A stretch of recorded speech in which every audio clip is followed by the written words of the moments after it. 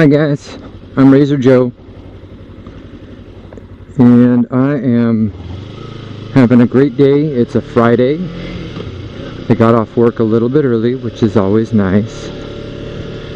And I'm just out driving around, and I started thinking about motorcycles, and mine in particular, obviously, and the fact that I'm taking it in for its first service tomorrow, Saturday. And I started reflecting on everything that goes on that you have to buy, and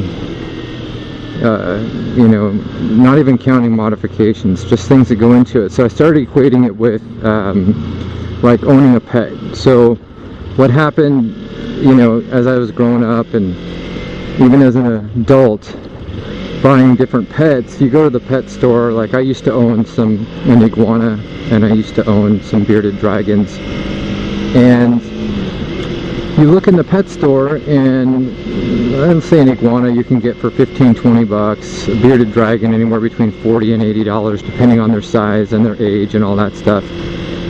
And you're thinking, well, that's not bad, you know, it's a pretty good deal.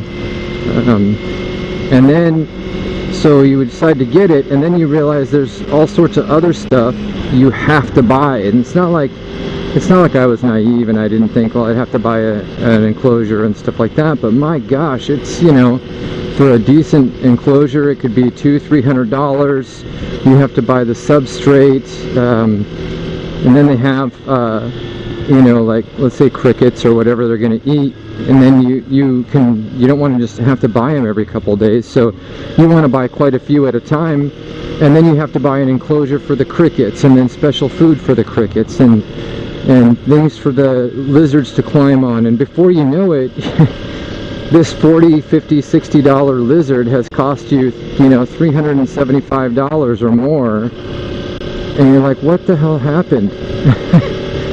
It was 50 bucks. It was no big deal. So same thing has happened with the motorcycling world I've entered, which you know, yeah, I got the bike for a great price, and I'm like, yeah, man, that's an awesome deal. And then I knew I was going to have to buy gear. I wasn't stupid to think, oh yeah, it's going to be super cheap, and so I figured maybe about $1,000 on gear, roughly.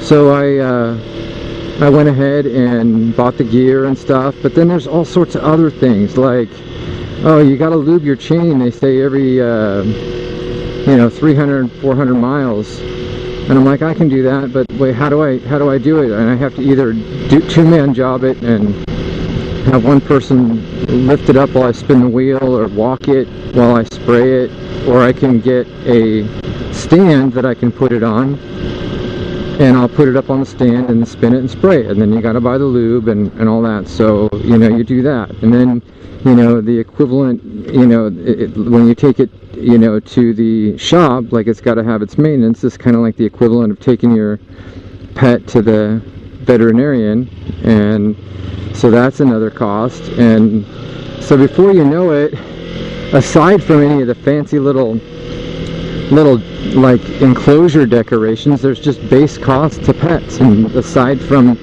the fancy mods you want to put on your bike, there's just base costs to owning a motorcycle and riding a motorcycle.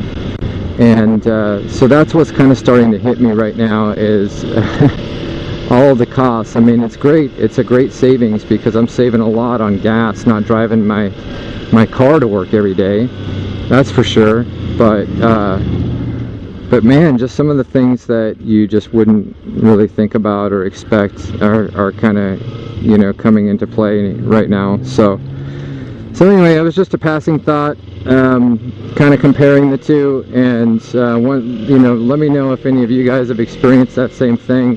I'm going to probably have to learn how to do a little bit more, you know, DIY stuff, so I can not have to take it to the shop all the time. I'm just not a mechanic.